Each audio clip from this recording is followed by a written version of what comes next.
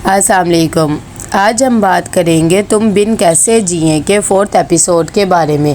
तो वीडियो शुरू करने से पहले हमारे चैनल को सब्सक्राइब कर लीजिए अगर अभी तक आपने नहीं किया, ताकि हमारी हर न्यू वीडियो आप तक मिल सके। यहाँ पर ज़ारा आती है और आकर जैनी को अपना एक ड्रेस देती है और कहती है कि ये प्रेस कर दो, अब शादी में मैंने यही पहनना है। जैनी ये सूट देखकर हैरान हो जाती है और कहती है कि जो साद भाई ने तुम्हें दिया था वो क्यों नहीं पहन रही हो, क्या माँ हमने फिर से कुछ कर दिया। ज़ारा कहती है कि नहीं ऐसी बात नहीं है, बस तुम प्रेस कर दो। तो वो खामोश हो जाती है। दूसरी तरफ माही इतनी देर में अपनी अम्मी के पास आती है और आकर कहती है कि मुझे लगता है कि ये ज़रूर कुछ ना कुछ ऐसा कर ही रही है, वरना वो इस गैर मकसद से नहीं आई है। उसकी अम्मी कहती है कि भाई कोई अच्छी बात मुंह से निकालो, तुम ऐसे क्यों बोल रही हो कि वो कोई ना कोई मकसद के लिए यहाँ पर आई है, ऐसी बात नहीं है। जैसे ही तैयार होकर ज़ारा जाती है अदील के पास तो वो देखकर हैरान हो जाता है और कहता है कि तुमने वो ड्रेस क्यों नहीं पहना जो मैंने तुम्हें दिया था। इतनी देर में माहम भी आ जाती है और कहती है कि तुम तो कितनी ज़्यादा प्यारी लग रही हो, अल्लाह बड़े नज़र से बचाओ। और साथ ही भी वो बातें कर ही रहते हैं कि फ़ौरन खुद जाके फ्रंट सीट पर बैठ जाती है। जब वो देखती है कि उनका मुँह बना हुआ है तो कहती है कि क्या बात है, क्या मेरा आना इतना पसंद नहीं आया है? अगर नहीं आया तो भाई मुझे बता दो, मैं उठ के चली जाती हूँ, क्योंकि मेरे ख्याल से तो इसीलिए तुम लोग चुप हो ना।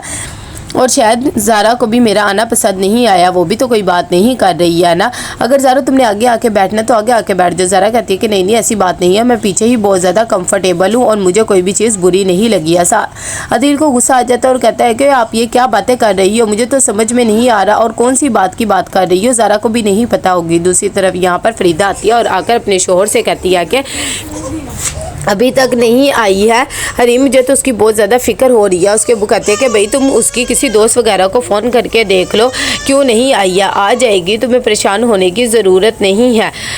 दूसरी तरफ यहाँ पर जैसे ही शादी हॉल के बाहर पहुँच जाते हैं तभी अदील गजरे लेता है ज़ारा के लिए, लेकिन वो गजरे फ़ौरन पकड़ लेती है वहाँ और कहती है कि वाली लड़कियाँ गजरे नहीं पहनती है, अगर पहनेंगी तो इन्हें जीन भूत लग जाते हैं और अम्मी को भी ये चीज़ बिल्कुल पसंद नहीं आती। अदील कहता है कि मैं तो ये चीज़ें नहीं मानता हूँ, वैसे भी आप क्या कर रही हैं, मुझे तो कुछ समझ में नहीं आता है, लेकिन खैर अब मैं क्या कह सकता हूँ। इतनी देर में वो ज़ारा को कहती है कि तुम मुझे गजरे पहना दो। ज़ारा कहती है कि अगर इन्हें मैंने हाथ भी लगा लिया तो चुड़ैलों को तो यही लगेगा मैंने पहनने के लिए ले, तो आप खुद ही कर ले।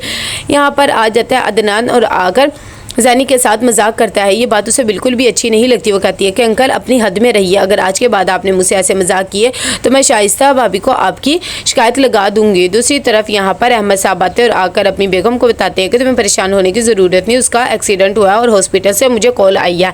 जैसे फरीदा को ये बात पता लगती तो वो इस पर भी रोने धोने लग जाती है और कहती है कि सब कुछ ज़ारा का ही कसूर है। यहाँ पर जैसे ही उसकी बेटी बैठी हुई होती है माहीन, वो कहती है कि प्लीज़ आकिब तुम यहाँ से चले जाओ, मेरे घर वालों को अगर पता लगा तो परेशान हो जाएंगे।